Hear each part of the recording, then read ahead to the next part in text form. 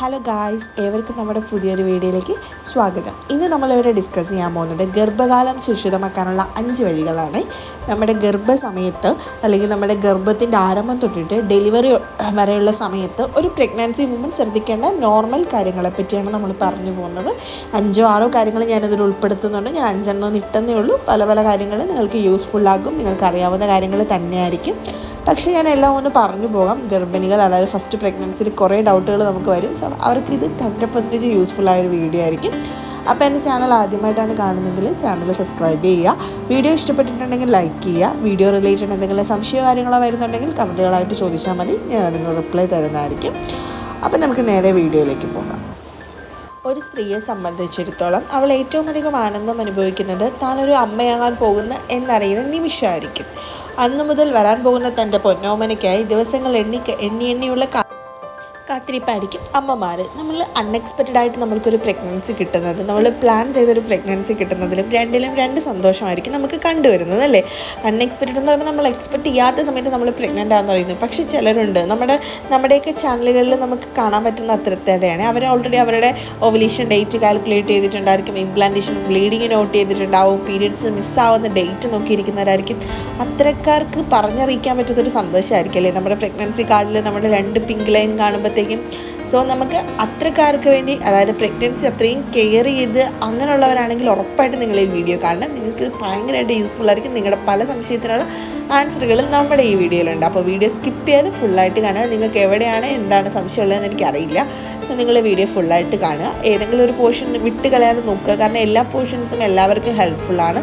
So എല്ലാവരും തന്നെ video കാണുക. അപ്പോൾ നമ്മൾ കൂടുതലും കണ്ടുവരുന്നതാണ് ഈ ഗർഭകാലത്ത്. ഇന്നത്തെ കാലത്തൊന്നും ആരും ഗർഭിണിയായി എന്ന് പറഞ്ഞുകൊണ്ട് അത് ഭയങ്കര ഒരു സംഭവമാക്കി റെസ്റ്റ് എടുത്തിരിക്കുക, അല്ലെങ്കിൽ ഭയങ്കര വേണ്ട എനിക്ക് ബെഡ് റെസ്റ്റ് വേണം, അങ്ങനെയൊന്നും ആരും ചെയ്യാറില്ല.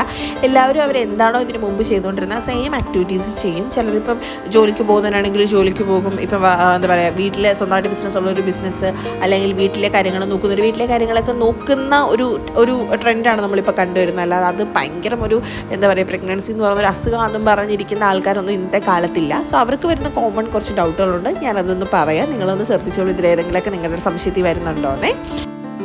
നമ്മൾ ഫസ്റ്റ് ജോലിക്ക് പോകുന്നവരെ നമുക്ക് കൺസിഡർ ചെയ്യാം. അവരെന്തൊക്കെയാണ് ശ്രദ്ധിക്കേണ്ടതെന്ന് വെച്ചിട്ടുണ്ടെങ്കിൽ, നിങ്ങളൊരു ബസ്സിൽ ട്രാവൽ ചെയ്യുന്ന ആളാണെന്ന് വെച്ചോ. നിങ്ങൾ ജോലിക്ക് വന്നത് ബസ്സിനാണെങ്കിൽ നിങ്ങൾ കഴിവതും 15 മിനിറ്റ് ടു 20 മിനിറ്റിനുള്ളിൽ നിങ്ങൾക്ക് ഓഫീസിൽ എത്തുന്നത് പോലെ നിങ്ങളൊരു വീട് കാര്യങ്ങളൊക്കെ ഈ ടൈമിൽ നമ്മളിപ്പം ഒത്തിരി ദൂരമുള്ളവർ എന്താണെങ്കിലും ഷിഫ്റ്റ് ചെയ്യും. അപ്പോൾ നമ്മൾ അങ്ങനെ സെറ്റ് ചെയ്യുക. ബസ്സിൽ ഒരു 15 മിനിറ്റിൽ അല്ലെങ്കിൽ ഒരു 20 മിനിറ്റിൽ കൂടുതൽ നിങ്ങൾ ട്രാവലിംഗ് ഒഴിവാക്കുക. പിന്നെ ബസ്സിൽ കയറുമ്പോൾ നമ്മൾ കറക്റ്റായിട്ട് സീറ്റ് പിടിച്ച് സീറ്റിൽ ഇരിക്കാൻ നോക്കുക. ഇന്നിപ്പോൾ ഗർഭിണികൾ സീറ്റിൽ കയറുന്ന കണ്ടിട്ടുണ്ടെങ്കിൽ എല്ലാവരും എണീറ്റ് തരും.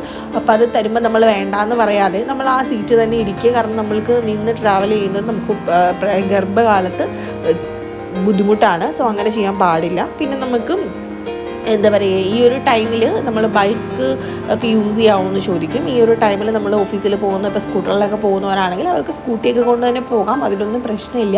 പക്ഷെ നമ്മൾ ഒത്തിരി സ്പീഡിൽ വിട്ട് പറപ്പിക്കാതെ നോർമലി പോകുന്നത് പോലെ അല്ലാതെ നമ്മളെയും ബേബിനെയും കെയർ ചെയ്ത് വണ്ടി ഓടിക്കുക. അതുപോലെ തന്നെ നമ്മൾ കട്ടറുകളും കാര്യങ്ങളൊക്കെ ഒഴിവാക്കി പോകാൻ ശ്രമിക്കുക. പിന്നെ നമ്മൾ എന്താ പറയുക, ഓഫീസിൽ ചെന്നതിന് ശേഷം നമ്മൾ ഓഫീസിൽ എന്താ പറയുക ഫുൾ ടൈം ഇരിക്കാതെ, ഇപ്പം 5 മണിക്കൂർ അല്ലെങ്കിൽ 6 മണിക്കൂർ ജോലി ചെയ്യുന്നവരൊക്കെ ആണെങ്കിൽ ഫുൾ ടൈം ഇരിക്കാതെ ഒരു 1 അവർ അല്ലെങ്കിൽ ഒരു ഹാഫ് ആൻ അവർ ഇടവിട്ട് കുറച്ച് നടക്കുക. ഒത്തിരി നേരം ഒന്നും നടന്നില്ലെങ്കിലും കുറച്ച് നേരം, ഒരു 5 മിനിറ്റ്, ഒരു മണിക്കൂർ ഇരുന്ന് കഴിഞ്ഞാൽ ഒരു 5-10 മിനിറ്റ് നമ്മൾ നടക്കുക. ഒരേ രീതിയിൽ നമ്മൾ ഇരിക്കരുത്. പിന്നെ നമ്മൾ ഓഫീസിലൊക്കെ പോകുന്നവരിൽ കോമൺ ആയിട്ട് കണ്ടുവരുന്നതാണ് ഇവർ യൂറിൻ പാസ് ചെയ്യാതിരിക്കുന്ന ഒരു ടെൻഡൻസി, അതുപോലെ യൂറിൻ ഇൻഫെക്ഷൻ ഉണ്ടാവുക, ഇങ്ങനത്തെ കാര്യങ്ങൾ നമ്മൾ കണ്ടുവരുന്നതാണ്. മീൻസ് ചിലർ പറയും ബാത്റൂമിൽ അത്ര നീറ്റല്ല, അതുകൊണ്ട് വീട്ടിൽ വന്നിട്ട് അങ്ങനെയൊക്കെ ചിന്തിക്കുന്നവരുണ്ട്. അങ്ങനെയൊന്നും ചിന്തിക്കരുത്. നമ്മൾ പ്രഗ്നൻസി കാലത്ത് നമ്മൾക്ക് നോർമലിനെ അപേക്ഷിച്ച് യൂറിൻ പോകാനുള്ള ടെൻഡൻസി കൂടുതലായിരിക്കും. നമുക്ക് എപ്പോൾ യൂറിൻ പോകാൻ തോന്നുന്നോ നമ്മൾ അപ്പോൾ യൂറിൻ പാസ് ചെയ്യേണ്ടതാണ്. അതൊരു ബുദ്ധിമുട്ടായിട്ട് എടുക്കരുത്. യൂറിൻ പിടിച്ചു വയ്ക്കാൻ പാടില്ല. നമ്മൾ ഓഫീസിലൊക്കെ ആണെങ്കിൽ നമ്മൾ ഒട്ടും സ്ട്രെസ് എടുക്കരുത്. അതിപ്പോൾ ഓഫീസിൽ എവിടെ വർക്ക് ചെയ്യുന്ന ഗർഭിണികളാണെങ്കിലും ഒരിക്കലും സ്ട്രെസ് എടുക്കാതെ നമ്മൾ കഴിവതും ഫ്രീ ആയിട്ടിരിക്കുക. നമ്മുടെ വർക്കിന് ഇമ്പോർട്ടൻസ് കൊടുക്കില്ലെന്നൊന്നും ഞാൻ പറയില്ല. വർക്കിന് ഇമ്പോർട്ടൻസ് കൊടുക്കുന്ന പോലെ തന്നെ നമ്മൾ നമ്മുടെ ബേബീനെ പറ്റി കൂടി കെയർ ചെയ്യണം. കൂടുതൽ ജോലികളൊക്കെ വരുന്ന ഇന്നത്തെ കാലത്തൊക്കെ ഒരു ഓഫീസുകളിലൊക്കെ ഭയങ്കര കെയറിങ് കിട്ടുന്ന ഒരു ഇതാണ്. നമ്മളൊരു പ്രഗ്നൻസി ആണെന്ന് പറഞ്ഞിട്ടുണ്ടെങ്കിൽ ഞാൻ ഒരു എക്സാമ്പിൾ പറയാം. എൻ്റെ സീനിയർ മാഡം പ്രഗ്നൻ്റ് ആയിരുന്നു. മാം ഒരു ഓഫീസിലൊക്കെ വന്നു കഴിഞ്ഞാൽ മാമിന് തന്നെ മാമിന് കംഫർട്ടബിൾ ആയിരിക്കാൻ പറ്റുന്ന ഒരു ഷെയർ കൊടുക്കുമായിരുന്നു. മാമിനൊരു സെമിനാറോ കാര്യങ്ങളോ മാം പ്രസൻറ്റ് ചെയ്യുമ്പോഴത്തേക്കും നമ്മൾ മാമിനെ സപ്പോർട്ട് ചെയ്യുമായിരുന്നു. മാം ഇരുന്ന് പറഞ്ഞാൽ നമ്മൾക്ക് ഓക്കെയാണ്. ഒരു വെള്ളമാണെങ്കിൽ നമ്മൾ എടുത്തുകൊണ്ടേ കൊടുക്കുമായിരുന്നു. അങ്ങനെയൊക്കെയാണ് ഇന്നത്തെ കാലത്ത് എല്ലാവരും. സോ അങ്ങനത്തെ കാര്യങ്ങളൊക്കെ ഒന്ന് ശ്രദ്ധിക്കുക. ആരെയും കൊണ്ട് ഒന്ന് ചെയ്യിക്കണമെന്നല്ല ഞാൻ പറഞ്ഞത്. പക്ഷെ നമ്മൾ എന്താ പറയുക, പണ്ടത്തെ പോലെ പ്രഗ്നൻസി ആവുന്നതിന് മുന്നേ ചെയ്തതുപോലെ അല്ലാതെ കുറച്ച് കെയർ ചെയ്യുക. അത് നല്ലതായിരിക്കും നമ്മുടെ ജോലിക്കൊക്കെ പോകുന്നവർക്ക്. പിന്നെ നമുക്ക് അടുക്കളയിലൊക്കെ ഉള്ളവർക്ക് വേണ്ടിയാണെങ്കിൽ അവർ അടുക്കളയിൽ എന്താ പറയുക, വെയിറ്റ്, ചൂടുവെള്ളം അങ്ങനത്തെ കാര്യങ്ങളൊക്കെ വെയിറ്റോട് കൂടി പൊക്കാതിരിക്കുക. പിന്നെ നമ്മൾ എന്തെങ്കിലുമൊക്കെ സാധനങ്ങൾ കൈയെത്തിച്ചെടുക്കുക. അതായത് നമ്മുടെ മേലെയൊക്കെ, അതായത് നമ്മൾ പൊടികളൊക്കെ മേലെ വെച്ചിരിക്കുന്നെങ്കിൽ ചിലർ കാണാം കൈയെത്തി പിടിക്കുന്നത്. സോ ഗർഭിണികൾ ഒരിക്കലും അങ്ങനെ കൈയെത്തി പിടിക്കാനൊന്നും നോക്കരുത്. അടുത്ത് നിങ്ങളുടെ ആരോടെങ്കിലും പറഞ്ഞ് അങ്ങനത്തെ കാര്യങ്ങൾ എടുപ്പിക്കുക. പിന്നെ വെയിറ്റുള്ള കാര്യങ്ങളൊന്നും എടുക്കരുത്, അതെല്ലാം ഒഴിവാക്കുക. കഴിവതും കുനിഞ്ഞ് നിന്നിട്ട് ഒന്നും എടുക്കാതിരിക്കുക. അങ്ങനത്തെ കാര്യങ്ങളൊക്കെ നമ്മൾ അടുത്തുള്ള ആൾക്കാരോട് പറയുക. പിന്നെ നമ്മൾ കോമൺ ആയിട്ട് കണ്ടുവരാറാണ് ഗർഭിണികൾ ഈ ഗർഭമാണെങ്കിലും അവർ എന്താ പറയുക, മേലെ കയറുന്നതിന് ചുക്കിരി തൂക്കുക, അങ്ങനത്തെ പരിപാടീസൊക്കെ ചെയ്യുക. അതായത് മേലെ ഫാൻ്റെ പൊടി തുടയ്ക്കുക, അല്ലെങ്കിൽ ജനൽ തുടയ്ക്കുക, അങ്ങനത്തെ കാര്യങ്ങളൊന്നും ചെയ്യരുത് ഗർഭകാലത്ത്. അതൊക്കെ പൂർണ്ണമായിട്ട് നമ്മൾ ഒഴിവാക്കേണ്ട കാര്യങ്ങളാണ്. പിന്നെ നമ്മൾ ശ്രദ്ധിക്കേണ്ട വളരെ ഇമ്പോർട്ടൻ്റ് ആയിട്ടൊരു കാര്യമാണ് ഈ ടോയ്ലറ്റിൽ പോകുമ്പോഴുള്ളത്. നമ്മൾ ഗർഭകാലത്ത് നമ്മൾ പ്രഗ്നൻസി ആണെന്നറിയുന്ന അന്ന് തൊട്ടിട്ട് നമ്മൾ ടോയ്ലറ്റിലൊക്കെ ഇന്നത്തെ കാലത്തൊക്കെ എല്ലാവരുടെയും വീടുകളിൽ ടൈലൊക്കെ ഇട്ടതായിരിക്കും. സോ ടൈലിൽ എന്തെങ്കിലും വെള്ളമോ കാര്യങ്ങളോ ഒക്കെ ഉണ്ടെങ്കിൽ നമ്മൾ, അതായത് സോപ്പും പത അങ്ങനത്തെ കാര്യങ്ങളൊക്കെ ഉണ്ടെങ്കിൽ നമ്മൾ വഴുതി വീഴാനുള്ള ചാൻസസ് അവിടെ ഹൈ ആണ്. സോ നമുക്കവിടെ അത് വലിയൊരു അപകടത്തിലേക്ക് ചെന്ന് ചാടും. സോ ടോയ്ലറ്റിൽ പോകുമ്പോഴും കുളിക്കുമ്പോഴും നല്ലതുപോലെ ശ്രദ്ധ ആവശ്യമാണ്. നമ്മൾ തറയിൽ സോപ്പും വെള്ളം ഉണ്ടോ, മറ്റെന്തെങ്കിലും അതായത് വെള്ളം കെട്ടിക്കിടപ്പുണ്ടോ, സോപ്പ് പതയുണ്ടോ, ഇങ്ങനത്തെ കാര്യങ്ങൾ നമ്മൾ ഉറപ്പുവരുത്തണം. അതൊന്നും ഇല്ലെന്ന് ചെറിയ തോതിലുള്ള ഒരു അശ്രദ്ധയിൽ നമ്മൾ വഴുതി വീണിട്ടുണ്ടെങ്കിൽ അത് വലിയൊരു അപകടങ്ങളിലേക്കൊക്കെ പോകാനുള്ള ചാൻസസ് ഉണ്ട്.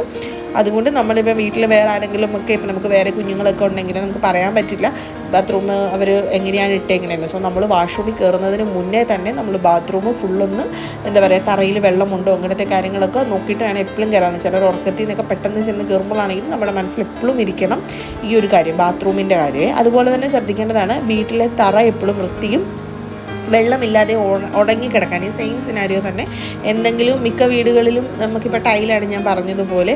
അപ്പം നമ്മൾ അത്രത്തോളം പെട്ടെന്ന് ശ്രദ്ധിച്ചെന്ന് വരില്ല ഈ വെള്ളവും കാര്യങ്ങളൊക്കെ കിടക്കുന്നത്. സോ വെള്ളം എന്താ പറയുക, നമ്മൾ നിലത്ത് വീഴുന്നത് കണ്ടിട്ടുണ്ടെങ്കിൽ, അത് വീട്ടിൽ നമ്മൾ എല്ലാവരോടും പറയാം, എവിടെയെങ്കിലും വെള്ളം വീഴുന്നത് നമ്മൾ കണ്ടിട്ടുണ്ടെങ്കിൽ അത് തറയിൽ നന്നായിട്ട് തുടച്ച് കളയാൻ പറയണം. അല്ലെങ്കിൽ നമ്മളിപ്പം ടൈലിൽ വെള്ളം വീണ് കിടന്നിട്ടുണ്ടെങ്കിൽ നമുക്ക് കാണാൻ പറ്റില്ല, നമ്മളത് ചവിട്ടാനും തെന്നി വീഴാനുമുള്ള ചാൻസസ് ആണ്. സോ ബാത്റൂം കെയർ ചെയ്യുന്നത് പോലെ തന്നെ നമ്മൾ നമ്മുടെ വീടിൻ്റെ തറ നമ്മൾ ഓരോ സ്റ്റെപ്പും വെക്കുമ്പോൾ നമ്മൾ സൂക്ഷിച്ച് വെക്കാൻ ശ്രമിക്കുക കേട്ടോ. അതായത് നമ്മൾ തറയാണെങ്കിലും വാഷ്റൂം ആണെങ്കിലും ഈ ഒരു 2 കാര്യം നമ്മൾ വളരെ ഇമ്പോർട്ടൻ്റ് ആയിട്ട് ശ്രദ്ധിക്കണേ. അതുപോലെ തന്നെ നമുക്ക് ഗർഭകാലത്തുണ്ടാകുന്ന പ്രധാന 2 പ്രശ്നങ്ങളാണ് നെഞ്ചിരിച്ചിലും ഗ്യാസും. ഈ ദഹന സംബന്ധമായ പ്രശ്നങ്ങളൊക്കെ നമ്മുടെ ഗർഭകാലത്ത് നമ്മൾ കൂടുതലായിട്ട് കണ്ടുവരാം. സോ ഈ പ്രശ്നങ്ങൾ ഒഴിവാക്കാൻ വേണ്ടി നമ്മളിപ്പം 3 നേരം ഫുഡ് കഴിക്കണമെന്ന് വെച്ചോ, രാവിലെ ബ്രേക്ക്ഫാസ്റ്റ്, ലഞ്ച്, ഡിന്നർ, ഇത് നമ്മൾ ഒന്നിച്ച് കഴിക്കാതെ ഇത് നമ്മൾ പലവട്ടമായി കഴിക്കും. ഇപ്പോൾ എക്സാമ്പിൾ നമ്മൾ രാവിലത്തെ ബ്രേക്ക്ഫാസ്റ്റ് ഒരു 4 ഇഡ്ഡലിയെ നമ്മൾ കഴിക്കണമെന്ന് വെച്ചോളൂ. ആദ്യത്തെ ഒരു 8 മണിക്ക് ഒരു ഇഡ്ഡലി കഴിച്ചു, അല്ലെങ്കിൽ 9 മണിക്ക്, 10 മണിക്ക്, അങ്ങനെ നമ്മളൊരു പല തവണകളാക്കി കഴിക്കുകയാണെങ്കിൽ നമുക്കവിടെ ഗ്യാസിൻ്റെ പ്രോബ്ലംസും കാര്യങ്ങളൊക്കെ ഒരു പരിധി വരെ നമുക്ക് ഒഴിവാക്കാൻ സാധിക്കും. അതായത് ഇപ്പം നമുക്ക് ഈ ക്രമം, അതായത് ഒരു ക്രമം വെച്ചിട്ട് ആ നേരത്ത് നമ്മൾ ചെറിയ അളവ് പലപ്പോഴായിട്ട് കഴിക്കുകയാണെങ്കിൽ അത് ദഹന പ്രക്രിയ എളുപ്പമാക്കാൻ നമ്മളെ സഹായിക്കും. ഭക്ഷണ സമയങ്ങളിൽ ഇടവേള കൂടുതലുണ്ടെങ്കിൽ വയറ്റിൽ അസിഡിറ്റി ഉണ്ടാക്കാനുള്ള സാധ്യത നമുക്ക് കൂടുതലാണ്. സോ നമ്മൾ പെട്ടെന്ന് ഫുഡ് കഴിക്കുമ്പോൾ അസിഡിറ്റി അങ്ങനത്തെ പ്രോബ്ലംസിൽ നിന്ന് നമുക്ക് രക്ഷപ്പെടാനും കൂടി സാധിക്കും. പിന്നെ ഗർഭകാലത്ത് നമ്മൾ മെയിനായിട്ട് പറയുന്നൊരു കാര്യമാണ് ഗർഭകാലയളവിൽ മസാലകൾ ചേർത്ത ഭക്ഷണങ്ങൾ നമ്മൾ ഒഴിവാക്കുക. അതായത് നമ്മുടെ എരിവും പുളിയും നമ്മൾ അങ്ങനത്തെ അതൊക്കെ ഹെവി ആയിട്ട് കഴിക്കുന്നവരെ അങ്ങനത്തെ കാര്യങ്ങൾ ഒഴിവാക്കിയിട്ട് നോർമലായിട്ടുള്ള ഫുഡ് കഴിക്കുക. പിന്നെ ഈ ഗ്യാസ് വരുന്ന ഉരുളക്കിഴങ്ങ് അല്ലെങ്കിൽ പരിപ്പ് അങ്ങനത്തെ സാധനങ്ങൾ നമ്മൾ ഭക്ഷണത്തിൽ കഴിവതും ഉൾപ്പെടുത്താതെ ഇരിക്കുക. ഇത്തരം കാര്യങ്ങളൊക്കെ നമ്മൾ ഒഴിവാക്കുമ്പോഴത്തേക്കും നമുക്ക് ഗ്യാസിൻ്റെ പ്രോബ്ലംസിൽ നിന്ന് ഒരു പരിധിവരെ നമുക്ക് എന്താ പറയുക ഒരു മോചനം നമുക്ക് കിട്ടാനുള്ള ചാൻസസ് ഉണ്ട്. പിന്നെ നമ്മൾ ഗർഭിണികളിൽ കണ്ടുവരുന്നൊരു ക്വസ്റ്റ്യനാണ് ഈ ഗർഭകാലത്തിലുള്ള ദൂരയാത്ര. ഇത് നമ്മൾ ഓൾറെഡി ഒരു വീഡിയോ ചെയ്തതാണ്. ഗർഭകാലത്ത് ദൂരയാത്ര ചെയ്യരുതെന്നൊന്നും നമ്മൾ പറയുന്നില്ല. ഗർഭകാലത്ത് ദൂരയാത്ര ചെയ്യുന്നത് കൊണ്ട് കുഴപ്പമില്ല. പക്ഷേ അങ്ങനെയുള്ളവർ ട്രെയിൻ ചൂസ് ചെയ്യുന്നതായിരിക്കും. ഇപ്പോൾ ഒരു 600 അല്ലെങ്കിൽ 700 കിലോമീറ്റേഴ്സൊക്കെ ഒന്നിച്ച് ട്രാവൽ ഉള്ളവരാണെങ്കിൽ നിങ്ങൾ ബസ്സോ അല്ലെങ്കിൽ കാറോ അങ്ങനത്തെ കാര്യങ്ങളൊന്നും ചൂസ് ചെയ്യാതെ ട്രെയിൻ യൂസ് ചെയ്യുക. ട്രെയിന് പോകുന്നത് കൊണ്ട് നമുക്ക് പ്രത്യേകിച്ച് നമ്മുടെ പ്രഗ്നൻസിനെ അത് യാതൊരുവിധ പ്രോബ്ലംസിലേക്കും കൊണ്ടുവരാറില്ല. പിന്നെ ഗർഭിണികൾ എപ്പോഴും വസ്ത്രധാരണത്തിൽ നല്ല ഇറുകിയ വസ്ത്രങ്ങൾ പൂർണ്ണമായി ഒഴിവാക്കി നല്ല ലൂസായിട്ടുള്ള വസ്ത്രങ്ങൾ, അതായത് കാറ്റൊക്കെ കയറുന്നത് പോലുള്ള വസ്ത്രങ്ങൾ ഇടുക. അത് പിന്നെ വയറ് നമ്മൾ ഈ എലാസ്റ്റിക്കോ കാര്യങ്ങളോ ഒന്നുമില്ലാത്ത വയറ് ഫ്രീ ആയിട്ട് നിർത്തുന്ന ഡ്രസ്സുകൾ ഉപയോഗിക്കുകയാണെങ്കിൽ അത് കുറച്ചും കൂടി നല്ലതായിരിക്കും. പിന്നെ നമുക്ക് കോട്ടൺ വസ്ത്രങ്ങൾ ഉപയോഗിക്കുന്നത് കുറച്ചും കൂടി നല്ലതായിരിക്കും. ജീൻസ് പോലുള്ള ഇറുകിയ വസ്ത്രങ്ങൾ നമ്മൾ ഗർഭകാലത്ത് പൂർണ്ണമായിട്ട് നമ്മൾ ഉപേക്ഷിച്ചേക്കുക. ലൂസായിട്ടുള്ള കഴിവതും വസ്ത്രങ്ങൾ നമ്മൾ ചൂസ് ചെയ്യാൻ ശ്രമിക്കുക. പിന്നെ നമ്മൾക്ക് ഏറ്റവും പ്രധാനപ്പെട്ട മറ്റൊരു കാര്യമാണ് ഗർഭിണി കിടക്കുന്ന രീതി. ഇത് നമ്മൾ ഓൾറെഡി ഒരു വീഡിയോ ചെയ്തിട്ടുള്ളതാണ്. ഇതിൻ്റെയൊക്കെ ഡീറ്റെയിൽഡ് വീഡിയോ നമ്മുടെ ചാനലിലുണ്ട്. ഇതിപ്പോൾ ഞാൻ ആ ടിപ്സ് ആയിട്ട് പറഞ്ഞത് നമ്മൾ ശ്രദ്ധിക്കണം എന്ന് പറഞ്ഞു പോകുന്നതുകൊണ്ട് ഞാൻ 1 by 1 എടുത്ത് പറയുന്നതേ ഉള്ളൂ. ഡീറ്റെയിൽഡ് വീഡിയോ ഒക്കെ നമ്മുടെ ചാനലിലുണ്ട്. സോ വേണ്ടവർക്ക് അതൊന്നും പോയി കാണാവുന്നതാണ്. അപ്പം ഈ ഗർഭിണി, അതായത് നമ്മൾ ഗർഭകാലത്ത് നമ്മുടെ സൗകര്യത്തിനല്ല നമ്മൾ കിടക്കേണ്ടത്. നമ്മളെപ്പോഴും കുഞ്ഞിന് ഏത് പൊസിഷനാണ് നല്ലതെന്ന് നോക്കി വേണം ഗർഭകാലത്ത് കിടക്കാൻ. അപ്പം ഗർഭിണി ഇരിക്കുന്നതും കിടക്കുന്നതും ഒക്കെ നമ്മുടെ ബേബീനെ എഫക്റ്റ് ചെയ്യും. അതുകൊണ്ട് നമ്മൾ എപ്പോഴും കിടക്കുമ്പോൾ നമ്മുടെ സൗകര്യമല്ല കുഞ്ഞിൻ്റെ സൗകര്യം നോക്കി വേണം കിടക്കാൻ. അപ്പോൾ ഗർഭകാലത്ത് നമ്മൾ കൂടുതലും എന്താ പറയുക ഗർഭിണികൾക്ക് സജസ്റ്റ് ചെയ്യാറുള്ളത് ഇടതുവശം ചേർന്ന് കിടക്കാനായിരിക്കും. നമ്മളിപ്പം നമ്മുടെ ബേബിക്ക് കൂടുതൽ രക്തം ലഭിക്കാൻ ഏറ്റവും നല്ല വഴിയാണ് നമ്മൾ ഇടത് സൈഡിൽ ചേർന്ന് കിടക്കുന്നത്. പിന്നെ കരളിൻ്റെ സുഗമമായ പ്രവർത്തനത്തിന് നമ്മൾ ഗർഭിണികൾ ഇടതുവശം ചേർന്ന് കിടക്കുന്നത് നല്ലതാണ്. പിന്നെ ഇതുപോലെ തന്നെ നമ്മൾ കണ്ടുവരാനുള്ളൊരു ഡൗട്ടാണ്, ഞാനത് ഓൾറെഡി പറഞ്ഞിട്ടുണ്ട്. ഈ ഗർഭിണികൾ മലർന്ന് കിടക്കുന്നത് കൊണ്ട് എന്തെങ്കിലും പ്രശ്നമുണ്ടോ എന്ന്. ശരിക്കും ഗർഭിണികൾ മലർന്ന് കിടക്കാൻ പാടില്ല. പക്ഷെ നമ്മൾ പറയാറുണ്ട് അതായത് ഇപ്പോൾ ഇടത് സൈഡിൽ നിന്ന് വലത് സൈഡിലേക്ക് ചെരിയുമ്പോൾ ജസ്റ്റ് ഒന്ന് മലർന്ന് അപ്പം തന്നെ സൈഡ് ചേഞ്ച് ചെയ്യുന്നതിന് കുഴപ്പമില്ല. അല്ലാതെ കുറേ നേരം നമ്മളിങ്ങനെ മലർന്ന് കിടന്നിട്ടുണ്ടെങ്കിൽ അത് കുഞ്ഞിൻ്റെ ചലനം മൂലം അപ്പോൾ ഉണ്ടാകുന്ന ചലനം മൂലം അമ്മയ്ക്ക് ശ്വാസം മുട്ടലും കാര്യങ്ങളൊക്കെ ഉണ്ടാകാനുള്ള ചാൻസസ് കൂടുതലാണ്. പിന്നെ നട്ടലിന് എന്തെങ്കിലും പ്രോബ്ലംസും കാര്യങ്ങളൊക്കെ നമ്മൾ അങ്ങനെ കിടക്കുമ്പോൾ ഉണ്ടാകും. കാരണം നമ്മുടെ വയറിൻ്റെ ഇത് പൊങ്ങി അങ്ങനെ ഒരു ഇതിലല്ലേ നിൽക്കുന്നത്. അപ്പോൾ അത് വിട്ടുമാറാത്ത നടുവേദന അങ്ങനത്തെ കാര്യങ്ങളിലേക്ക് നമ്മളെ കൊണ്ടുവന്ന് എത്തിച്ചേക്കാം. സോ ഒരിക്കലും ഗർഭിണി അല്ലെങ്കിൽ ഒരു വയറൊക്കെ ആയതിനു ശേഷം നമ്മൾ ആദ്യത്തെ 3 മാസത്തെ കാര്യമല്ല പറയുന്നത്. ആദ്യത്തെ 3 മാസം ഇപ്പോൾ ഗർഭിണി മലർന്ന് കിടന്നു എന്നും പറഞ്ഞുകൊണ്ട് പ്രശ്നമല്ല. പക്ഷേ ബാക്കി കാര്യമാണ് ഞാൻ പറഞ്ഞത്, അങ്ങനെ ഒരിക്കലും കിടക്കാൻ പാടില്ല. അപ്പം ഞാൻ ഈ ഇപ്പം നമ്മൾ 5 കാര്യമല്ല 5 കാര്യത്തിൽ കൂടുതൽ നമ്മളിവിടെ പറഞ്ഞു പോയിട്ടുണ്ട്. അപ്പോൾ ഇതിലേതെങ്കിലുമൊക്കെ നിങ്ങൾക്ക് ഉപകാരപ്പെട്ടിട്ടുണ്ടാവും അല്ലെങ്കിൽ ഇതെല്ലാം നിങ്ങൾക്ക് മനസ്സിലായിട്ടുണ്ടാവും എന്ന് ഞാൻ വിശ്വസിക്കുന്നു. അപ്പം നമുക്ക് ഇന്ന് നമ്മൾ ഇത്രയും കാര്യങ്ങളാണ് ഇവിടെ ഡിസ്കസ് ചെയ്തത്. കൂടുതൽ കാര്യങ്ങൾക്ക് നമുക്ക് 1 by 1 അടുത്ത വീഡിയോയിൽ ഡിസ്കസ് ചെയ്യാം. അപ്പോൾ നിങ്ങൾക്ക് ഇന്ന് എൻ്റെ വീഡിയോ ഇഷ്ടപ്പെട്ടിട്ടുണ്ടെങ്കിൽ വീഡിയോ ലൈക്ക് ചെയ്യുക. ഇതിൽ റിലേറ്റഡ് നിങ്ങൾക്ക് എന്ത് സംശയം ഉണ്ടെങ്കിലും കമൻറ്റുകളായിട്ട് ചോദിക്കുക. അതുപോലെ ഞാൻ എപ്പോഴും പറയുന്നത് പോലെ വീഡിയോ ഇഷ്ടപ്പെട്ടിട്ടുണ്ടെങ്കിൽ സബ്സ്ക്രൈബ് ചെയ്യാതെ പോകരുത്. നമ്മൾ യൂട്യൂബിൽ തുടക്കമാണ്. സോ നമുക്ക് സബ്സ്ക്രൈബേഴ്സ് അത്രയും ഇമ്പോർട്ടൻ്റ് ആണ്. സോ നിങ്ങൾക്ക് വീഡിയോ ഇഷ്ടപ്പെട്ടിട്ടുണ്ടെങ്കിൽ സബ്സ്ക്രൈബ് ചെയ്യുക. അപ്പം നമുക്ക് അടുത്തൊരു വീഡിയോ ആയിട്ട് വീണ്ടും കാണാം. Thank you so much.